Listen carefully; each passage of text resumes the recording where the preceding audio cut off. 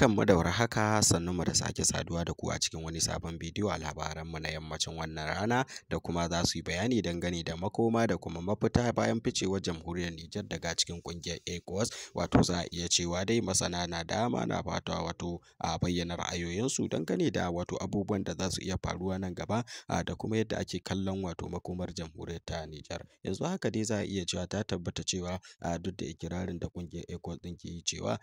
Niger da Mali, Burkina Faso ba su aika mata takarda ba a hukumance, amma dai ta tabbata su tsakanin waɗannan ƙasashe guda uku wato sun fice daga ƙungiyar ta Ecowas. To yanzu haka dai ana ganin cewa duk da ita ƙungiyar Ecowas ɗin ta ce bata samu takarda ba daga gare su, kuma za ta ci gaba da neman hanyoyin da za ta sulhunta da su, amma kuma su a gefe ɗaya sun bijire da cewa dole fa sai sun fita daga wannan ƙungiya, ko kuma a takaice ma dai a ce yanzu maganar da ake wato ƙungiyoyin wato ƙasashen guda uku duka sun fice ma daga Ecowas ɗin. Assalamu alaikum wa rahmatullahi wa barakatuhu. Barkanmu da warhaka, sannunmu da sake saduwa da ku ta cikin wani sabon bidiyo a wannan tasha ta mai albarka. Idan yanzu ku fara zuwa tashar tamu, ku daure ku danna mana alamar subscribe, ku danna alamar ƙararrawa, ku taɓa ma bidiyon namu alamar like domin ƙara mana ƙwarin gwiwa. A yau za mu tattauna ne dangane da batun ficewar jamhuriyar Niger daga ƙungiyar Ecowas da kuma makomarta wato a nan gaba, da kuma abubuwan da ake sa ran ka iya faruwa.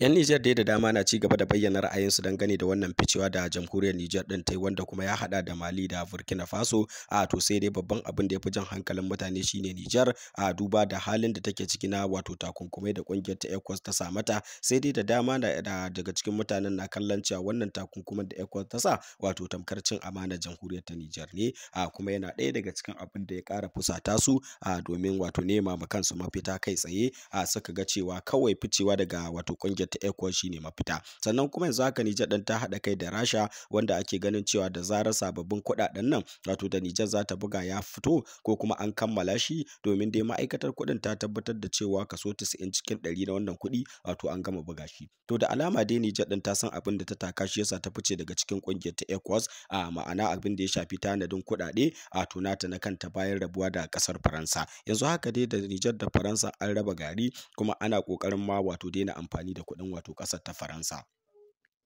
wato sefa kenan. To kuma yanzu abin da zai sa Niger ɗin wato ta cika wato ƙasa mai cikakken yanci wato shine wannan kuɗaɗe nata sababbi da za su fara amfani